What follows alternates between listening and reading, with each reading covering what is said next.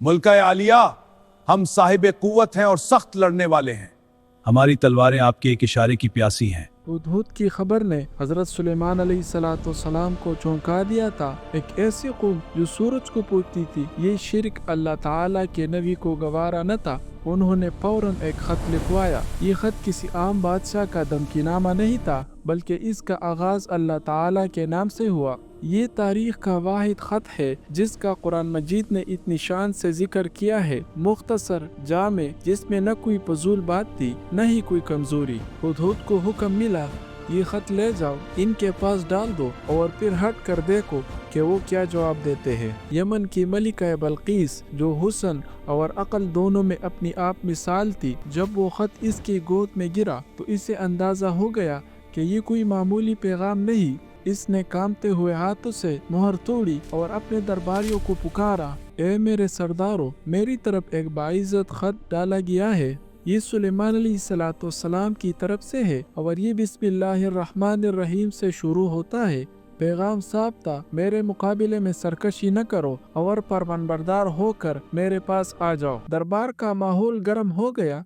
Yemen के सरदारों ने जोश में आकर कहा, हम बड़ी कुव्वत और सख्त जंग करने वाले लोग हैं, हुक्म आपका चलेगा मलिका। वो लड़ने के लिए तैयार थे, मगर बल्कीस जानती थी कि ये खत कोई आम फातिह का नहीं है। इसने एक तारीखी जुमला कहा, जब बादशाह किसी बस्ती में जंग के लिए दाखिल होते हैं तो इसे उजाड़ देते हैं और इज्जतदार लोगों को जलील कर देते हैं। वो जंग नहीं चाहती थी, वो सुलेमान अलैहिस्सलाम को आजमाना चाहती थी। इसने एक फैसला किया, वो तोहफे भेजेगी, ये देखने के लिए कि वो क्या दुनियावी बादशाह है या अल्लाह ताला के नबी है। जब सफीर तोहफे लेकर पहुँचे तो इनकी आंखें पटी की पटी रह गई। जिस फर्श पर वो खड़े थे वो इनके लाए हुए खजानों से ज्यादा कीमती था। सुलेमान अलैहिस्सलाम ने इनके सोने को देखा और टुकरा दिया। आपका लहजा सख्त हो गया, क्या तुम मुझे माल से मदद देना चाहते हो? जो अल्लाह ताला ने मुझे दिया है वो इससे कई बेहतर है जो तुमने दिया है। ये रद्द अमल एक थप्पड़ था इनकी दुनियावी सोच पर। हजरत सुलेमान अलैहिस्सलाम ने फरमाया, वापस जाओ, इनके पास हम ऐसा लश्कर लेकर आएंगे जिसका मुकाबला करने के इनमें कोई ताकत नहीं होगी और हम इन्हें जलील करके वहाँ से निकालेंगे। सफीर कांपते हुए वापस लौटे, क्योंकि अब वो जान चुके थे कि ये मुकाबला सोने और लोहे का नहीं बल्कि हक और बातिल का है। मलका बल्कीस ईमान लाने के लिए रास्ते में थी, मगर सुलेमान अलैहिस्सलाम चाहते थे कि इनके पहुंचने से पहले अल्लाह ताला की कुदरत का ऐसा मुजज़ा दिखाया जाए जो इसकी अकल को दंग कर दे। आपने अपने दरबार में मौजूद जिन्नात और इंसानों की तरफ देखा और एक अजीम सवाल किया, ए मेरे सरदारों, तुम में से कौन है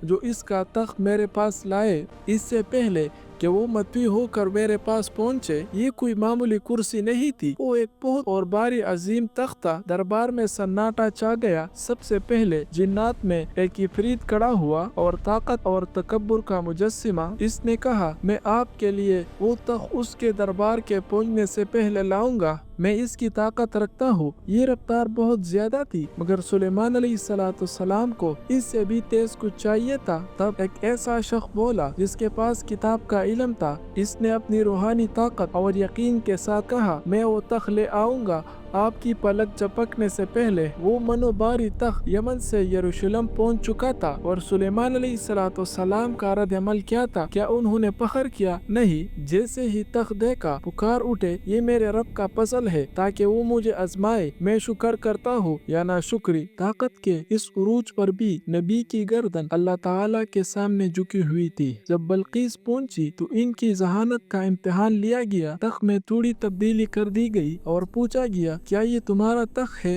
अगर वो कहती हाँ तो ये बेवकूफ़ी होती, क्योंकि वो अपना तख्त यमन में छोड़कर आई थी। अगर वो कहती नहीं तो ये इनकार हकीकत होता। इसने इंतहाई दानिशमंदी से जवाब दिया, कअन्नहु हुआ, गोया कि ये वही है। वो समझ गई थी कि ये आम बादशाह नहीं, ये अल्लाह ताला का नबी है जो फासिलों और मादों पर हुक्मरान है। और फिर आखिरी सबक, बल्कीस जब महल में दाखिल हुई तो फर्श को देखकर इसे लगा कि ये पानी है। इसने अपने कपड़े समेट लिए ताकि वो भीग न जाए। सुलेमान अलैहिस्सलाम ने फरमाया, ये पानी नहीं, ये शीशे का बना हुआ चिकना फर्श है। इस लम्हे बल्कीस पर हकीकत खुल गई। जिस तरह वो शीशे को पानी समझ बैठी थी, इसी तरह वो सूरज को खुदा समझ बैठी थी। जाहिर धोखा दे सकता है मगर हकीकत सिर्फ अल्लाह ताला है। इसने वही अपनी हार तस्लीम की और कहा, ए मेरे रब, मैंने अपनी जान पर जुल्म किया और अब मैं सुलेमान अलैहिस्सलाम के साथ अल्लाह रब्बुल इज्जत पर ईमान लाती हूँ। हजरत सुलेमान अलैहिस्सलाम की हुकूमत अपने उरूज पर थी। बैतुल मुक़द्दस की दीवारें बुलंद हो रही थी और जिन्नात खौफ और हैबत के आलम में काम कर रहे थे। बादशाह अपनी बालकनी में खड़ा अपनी सुल्तनत को देख रहा था, मगर मौत तो अटल हकीकत है जो बादशाहों फकीरों में तमीज नहीं करती। अल्लाह ताला का वादा पूरे होने का वक्त आ गया था। सुलेमान अलैहिस्सलाम इबादत में मशगूल थे, अपने असा लाठी का सहारा लिए हुए खड़े थे कि मौत का फरिश्ता आ चुका।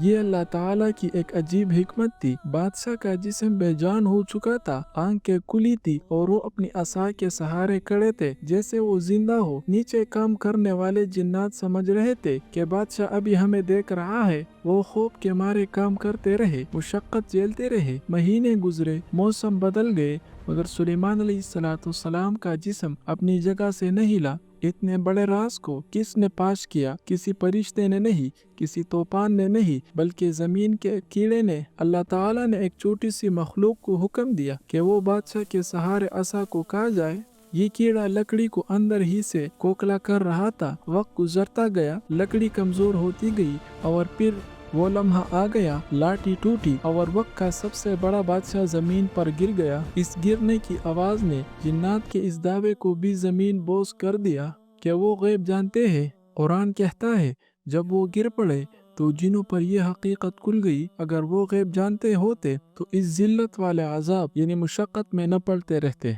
वो जैसे जिंदा समझ कर डर रहे थे, वो तबका अपने रब के पास जा चुका था। गैब का इल्म सिर्फ अल्लाह ताला और सिर्फ अल्लाह ताला के पास है। सुलेमान अलैहिस्सलाम चले गए, इनका तख्त, इनकी हवाओं पर हुकूमत, इनके जिन्नात सब माजी का हिस्सा बन गए। लेकिन वो अपने पीछे एक अजीम सबक छोड़ गए कि हुकूमत, ताकत, जलाल सब पानी है।